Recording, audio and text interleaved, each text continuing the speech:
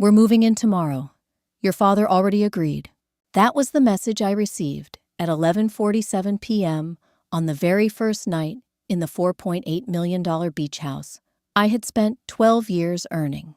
No congratulations, no gratitude, just a demand. And then she added calmly, almost casually, "If you don't like it, you can find somewhere else to live." I didn't scream. I didn't argue. I didn't cry. I simply smiled, because what my stepmother didn't know was that her call wasn't just rude. It was a mistake, the kind of mistake that destroys reputations, shatters illusions, and exposes secrets buried for decades. By the time she arrived at my door, everything was ready. The evidence, the witnesses, and a single sealed envelope that would change all our lives forever. But the truth behind that envelope is far darker than you could ever imagine. Before we continue, take a moment to subscribe to this channel. That way, if life pulls you away, you won't miss the rest of this unforgettable story, or others just like it. Now let me ask you something. What would you do if the people meant to love you the most tried to steal everything you built? Stay with me, because this isn't just a story about revenge. It's about justice. And by the end, you'll discover a secret that no one, not even my family, was prepared to face. My name is Bonnie Beckett. I'm 34 years old, and I live in Charleston, South Carolina. But this story doesn't begin with a beach house. It begins with a loss. I was 17 when my mother died. Ovarian cancer, diagnosed in April, gone by September. 5 months. That was all it took to turn a warm, laughter-filled home into a silent, echoing space. My mother was my anchor, gentle, wise, and endlessly kind. She believed in handwritten notes, Sunday breakfasts, and the healing power of the ocean. She used to dream about owning a small house by the sea, where she could wake up to the sound of waves and sip coffee on a sunlit porch. She never got that chance. After she died, my father grieved the only way he knew how, by burying himself in work. Gerald Beckett was one of Charleston's most respected real estate attorneys, a man known for his precision, his integrity, and his composure. But grief has a way of leaving doors open, and 2 years later, someone walked through ours. Her name was Victoria Hale. At first, she seemed like a blessing. She brought homemade lemon bars to Sunday dinners and spoke in a voice as smooth as silk. She called me sweetheart and complimented my grades.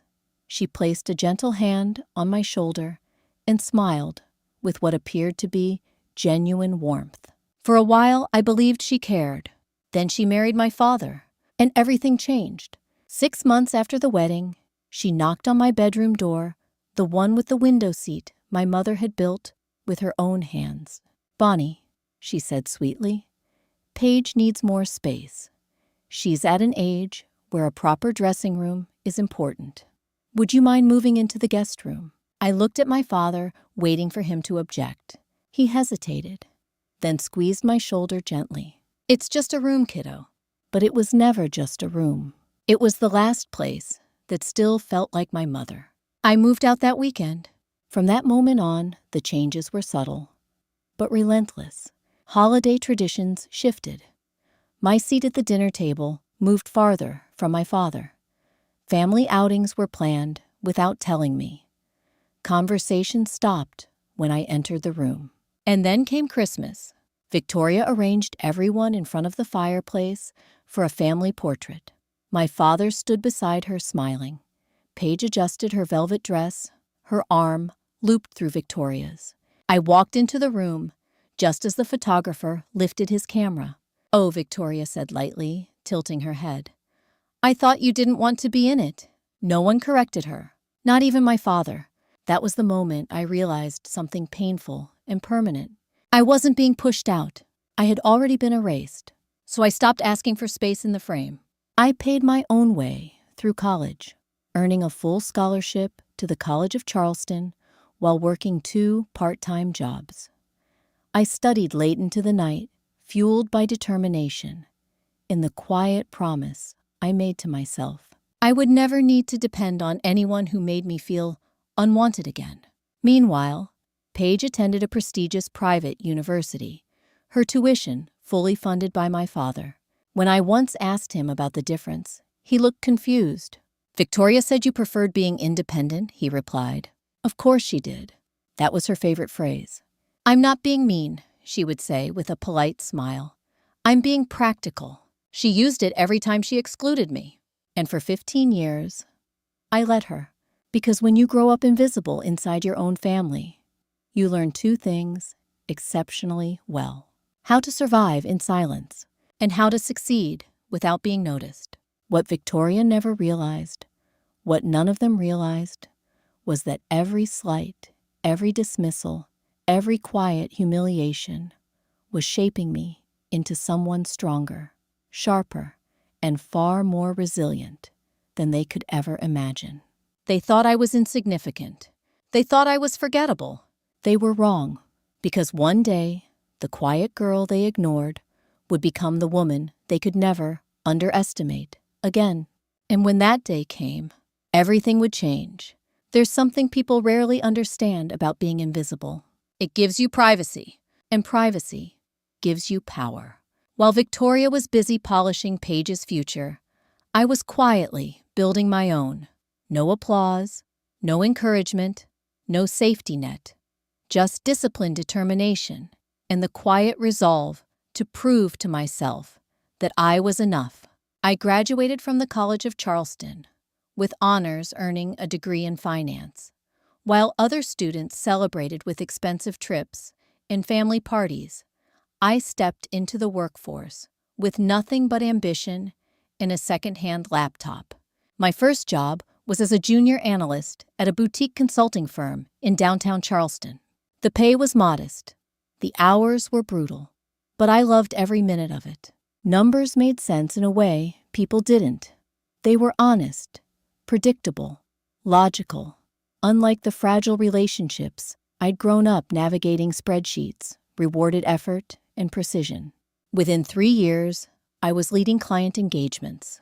Within 7, I was a senior strategy consultant, advising companies worth hundreds of millions of dollars.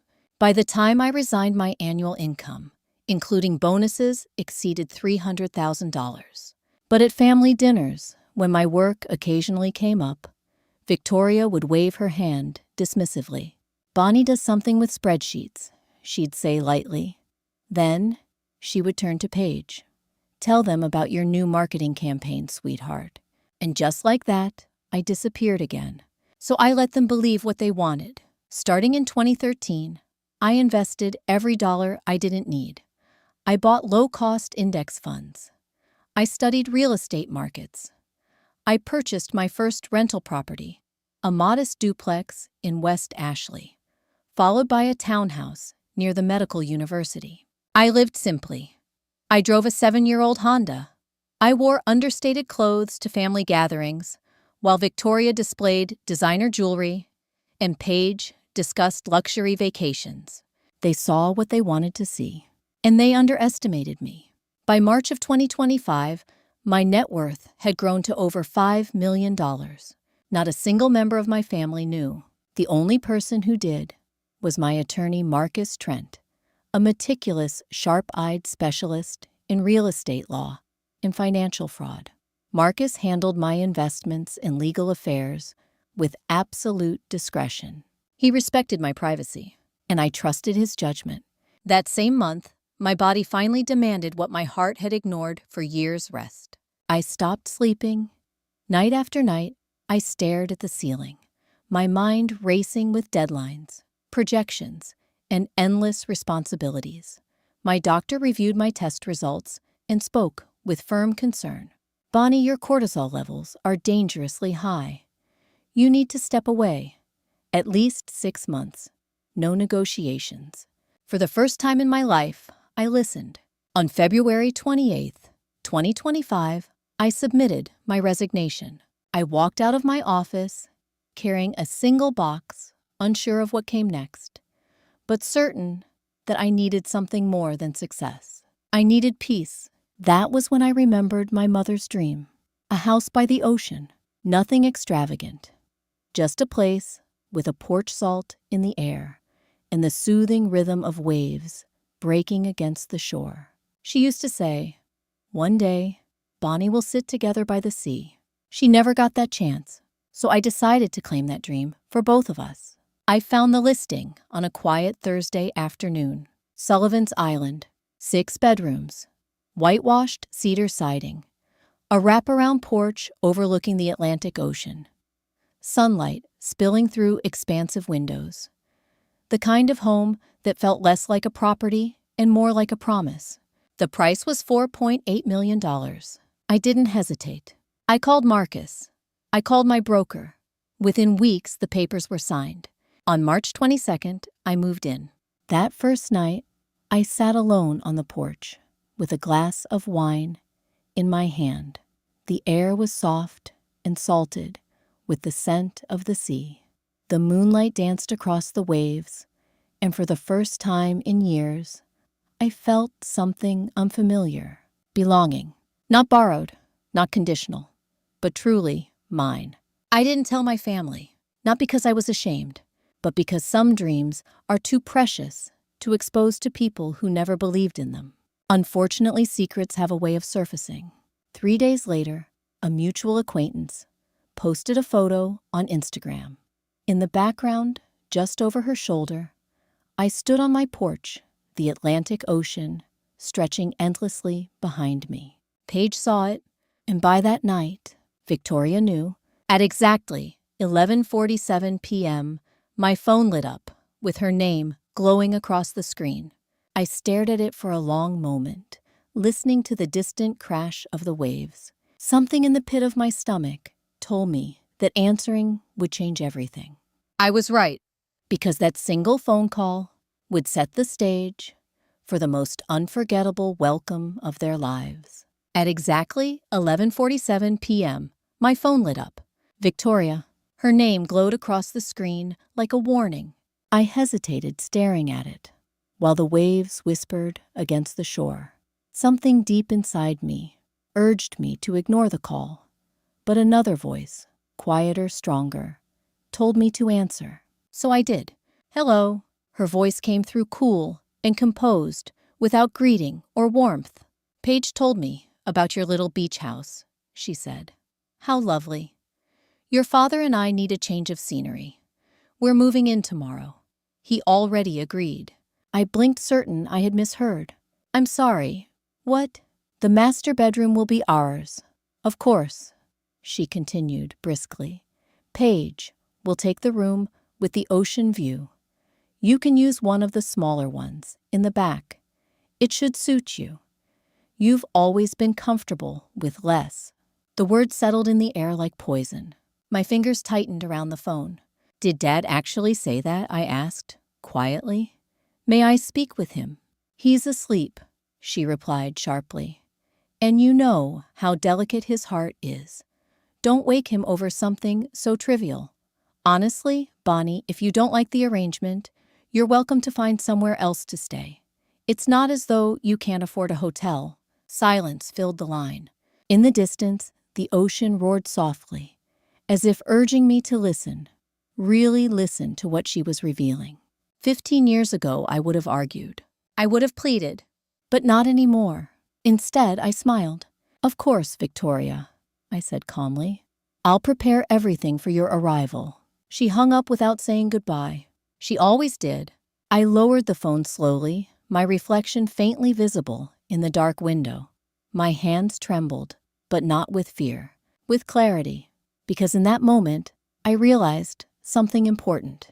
Victoria hadn't just crossed a line. She had handed me the truth. At 12:15 a.m., I called my father. He answered on the second ring. "Bonnie, is everything all right, sweetheart?" His voice was gentle, concerned, and wide awake. "Dad," I said softly, "did you tell Victoria she could move into my beach house?" There was a pause, then confusion. "No," he replied. "She told me you invited us for a weekend visit. I thought it was your idea." The world seemed to still. "Are you certain?" I asked. "Absolutely," he said. I would never impose on you like that. That was the moment everything clicked. If Victoria could lie so easily, what else had she lied about? I ended the call and sat in silence, listening to the rhythm of the tide. A memory surfaced, one Marcus had mentioned months earlier, while reviewing property records. A signature, one that didn't look quite right. At 7 a.m., I called him. "Marcus," I said, my voice steady. "Do you remember the transfer deed you questioned last year? The one with my father's signature?" "Yes," he replied immediately. "I kept a notarized copy." "Why?" "I need to see it," I said. "Today." He didn't ask questions. By mid-morning, the documents arrived in my encrypted inbox. There, it was a transfer deed, dated April 12th, 2024. It showed my father's beloved Mount Pleasant home, valued at $1.2 million, transferred to a company I had never heard of. Hale Premier Properties, LLC. My pulse quickened. I searched the South Carolina Business Registry. The company had been registered in November 2022. Owner Victoria R. Hale. No partners, no oversight, just her. I compared the signature on the deed with my father's authentic signature from his will and legal documents. The differences were unmistakable. The loop in the capital G was missing. The pen pressure was uneven. It wasn't written. It was imitated. Marcus confirmed my suspicions within the hour. "This isn't a coincidence," he said gravely. "It's a simulated forgery." "And Bonnie, there's more." My breath caught. "What do you mean?" "There have been withdrawals from your father's retirement account," he continued. "Hundreds of thousands of dollars. We'll need subpoenas to uncover the full extent, but the pattern is deeply concerning." The room seemed to tilt. This wasn't family drama. This was a crime. That afternoon, 2 black SUVs pulled into my driveway. Victoria stepped out first, designer sunglasses perched on her perfectly styled hair. Paige followed behind, surveying the property with undisguised delight. They didn't ask for permission. They didn't wait for an invitation. They simply walked inside, as if the house already belonged to them. Within an hour, my clothes were moved from the master bedroom. Within 2 hours, Victoria's gowns filled my closet. By evening, she was hosting guests on my porch, serving wine I had purchased, telling stories of a beach house she claimed her husband had provided. I washed the dishes in silence. And I watched, because every careless word, every entitled gesture, every lie she told was another thread in the web she didn't realize she was weaving around herself. Late that night, my phone vibrated. An email from Marcus. The subject line read, "Preliminary findings confirmed." I opened the attachment, my heart pounding. The forensic analysis was clear. The signature on the property deed was forged. Victoria had stolen from my father. And if I was right, she was planning to steal from me next. I stared out at the moonlit ocean, the waves glimmering like silver beneath the night sky. For 15 years I had remained silent, invisible, forgotten. But not anymore. This wasn't just about a house. It was about justice. And from that moment on, I made a promise to my father, to my mother's memory, and to myself. Victoria Hale would be welcomed into my home, but she would leave with nothing. And very soon, the entire world would know the truth. From that moment on, I stopped reacting and started preparing. Justice, I had learned, is never accidental. It is deliberate, precise, patient. And I had 84 days to make sure the truth would be undeniable. The annual Low Country Bar Association Charity Gala was scheduled for June 14th, Charleston's most prestigious social event. Judges, attorneys, business leaders, and philanthropists would gather under crystal chandeliers to celebrate influence and generosity. That year, Victoria Hale Beckett was to be honored as Philanthropist of the Year. She believed the evening would crown her legacy. She had no idea it would destroy it. I divided my plan into 3 phases. Phase 1, documentation. With Marcus Trent at my side, we began assembling evidence that could withstand scrutiny, from judges, journalists, and law enforcement alike. Every forged document, every unauthorized transfer, every financial discrepancy was meticulously verified. The forensic examiner confirmed the truth beyond doubt. My father's signature had been forged. Subpoenas revealed the extent of Victoria's deception. Retirement funds drained, fraudulent credit lines opened, and hundreds of thousands of dollars siphoned into shell accounts bearing her name. This wasn't manipulation, it was theft. Phase 2, protection. Before confronting Victoria, I needed to protect the one person she had already betrayed, my father.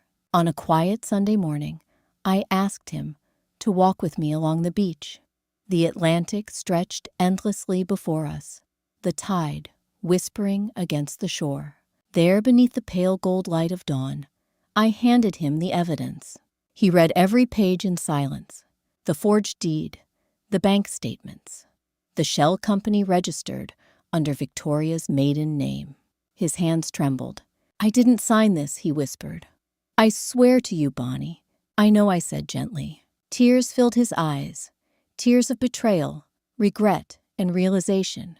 "I should have protected you," he said.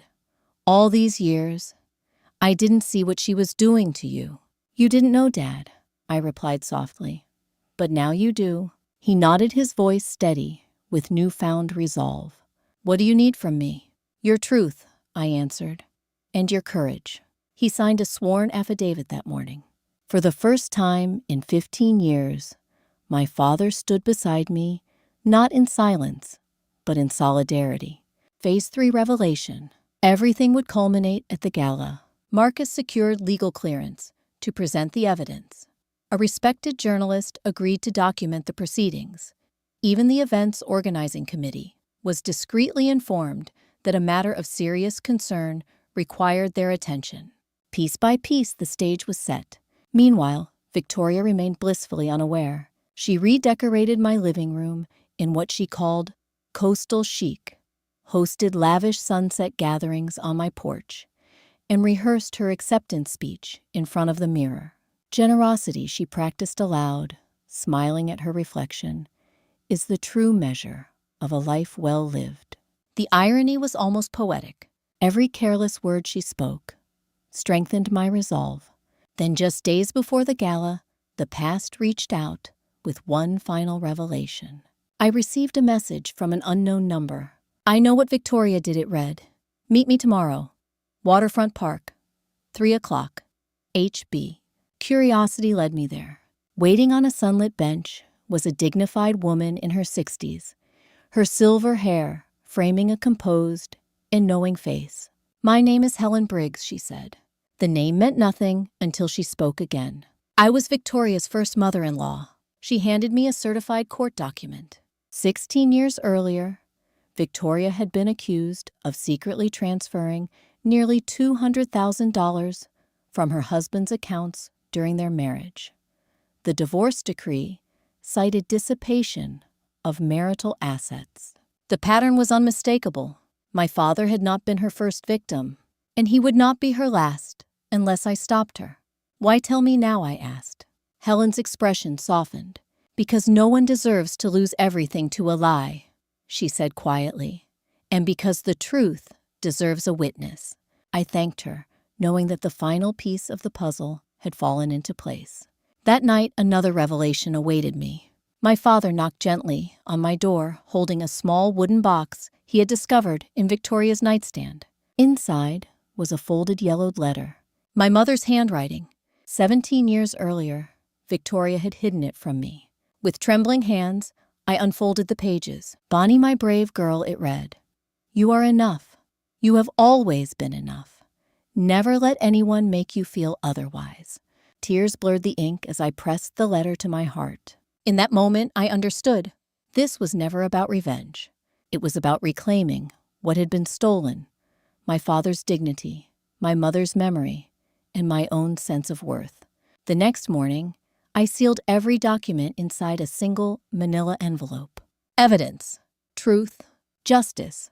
The tide was turning, and on June 14th, beneath the glittering lights of Charleston's grandest ballroom, Victoria would finally receive the welcome she had never expected. Not applause, but exposure. Not admiration, but accountability. And when the curtain fell, the truth would be impossible to ignore. June 14th arrived with a stillness that felt almost sacred. The morning sun shimmered over Charleston's cobblestone streets, casting golden light across a city built on legacy and reputation. By evening, that reputation would be shattered one truth at a time. The grand ballroom of the Belmont Charleston Place glittered beneath crystal chandeliers.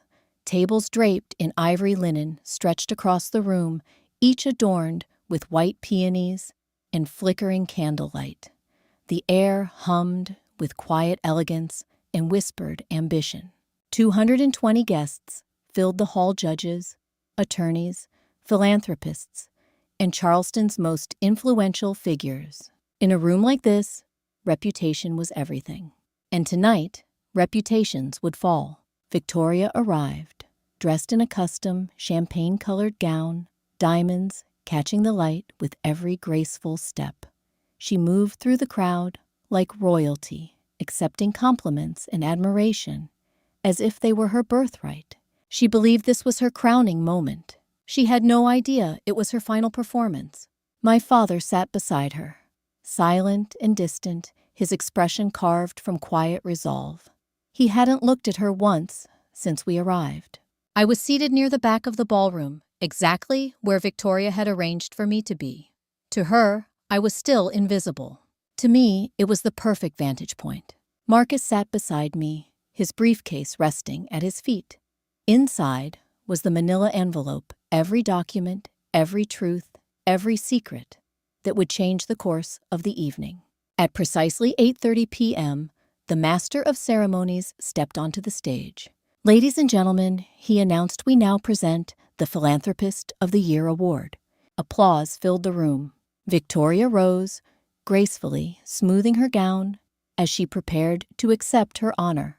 Her smile was radiant, rehearsed, and utterly flawless. Then, before we proceed, the MC continued, his voice steady. The association has a matter requiring immediate attention. The applause faded into silence. A ripple of confusion spread through the crowd. Victoria's smile faltered. Judge Raymond Holt approached the podium, his presence commanding the room with quiet authority. Under the bylaws of this association, he said, any substantiated allegation of financial misconduct must be addressed before an honor is conferred. The words landed like thunder. This evening, we have received a formally documented complaint, supported by forensic evidence and sworn testimony. Victoria's voice broke through the silence. This is absurd, she snapped. Surely this is some kind of misunderstanding. Judge Holt turned his gaze toward the back of the room. Miss Bonnie Beckett, he said calmly, please step forward. 220 heads turned as one. For 15 years I had been overlooked, invisible, forgotten. Not tonight. I rose, slowly lifting the manila envelope from Marcus's briefcase. The sound of my heels echoed across the polished floor as I walked toward the stage, each step deliberate, each breath steady. 17 tables stood between Victoria and me. 17 years of silence. When I reached the podium, I faced the room.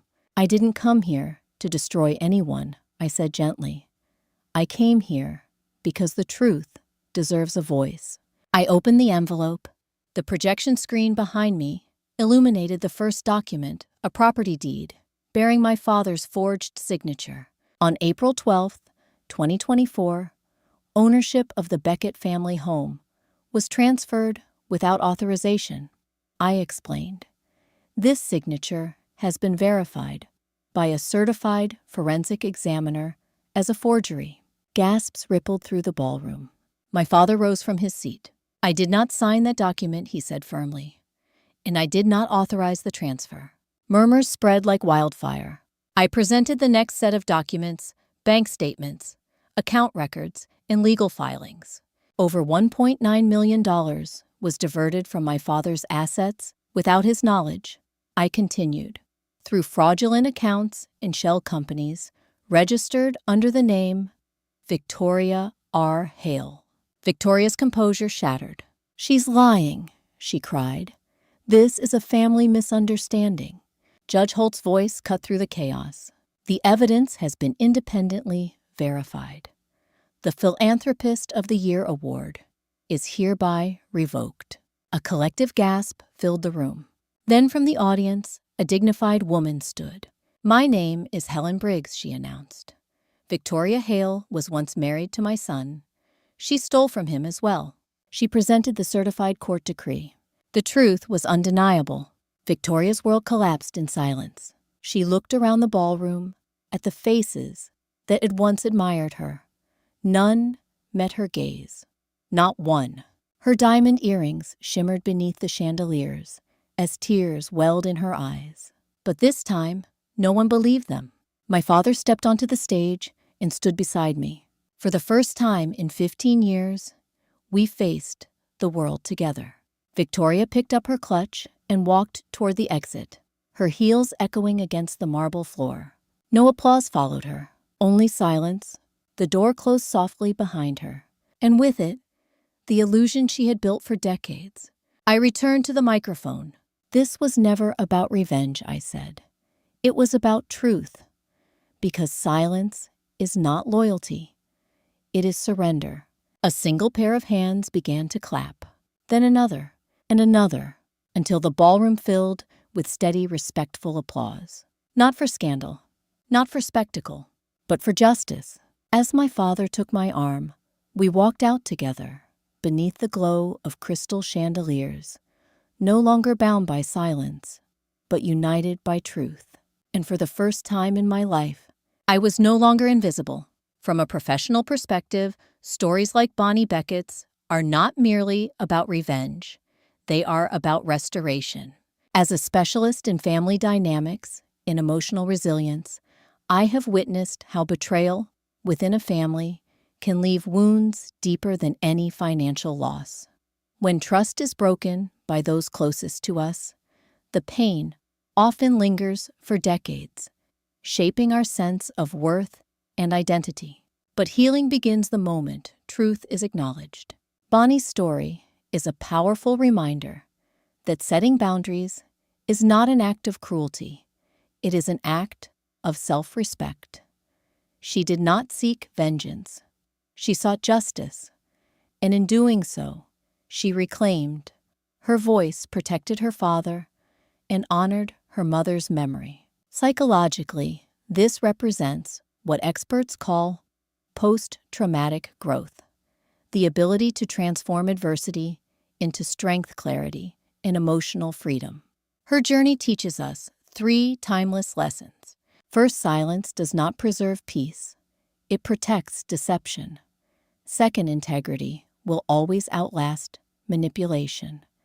And finally, true healing begins when we recognize our own worth. So let me ask you, have you ever felt invisible within your own family? And if you have, did you find the courage to reclaim your voice? If this story resonated with you, take a moment to like this video. Your support helps meaningful stories like this reach those who need them most. And don't forget to subscribe to the channel for more powerful tales of justice, resilience, and healing, because the truth has a way of finding its way home. Until next time, remember this: you are enough. You always have been, and you always will be.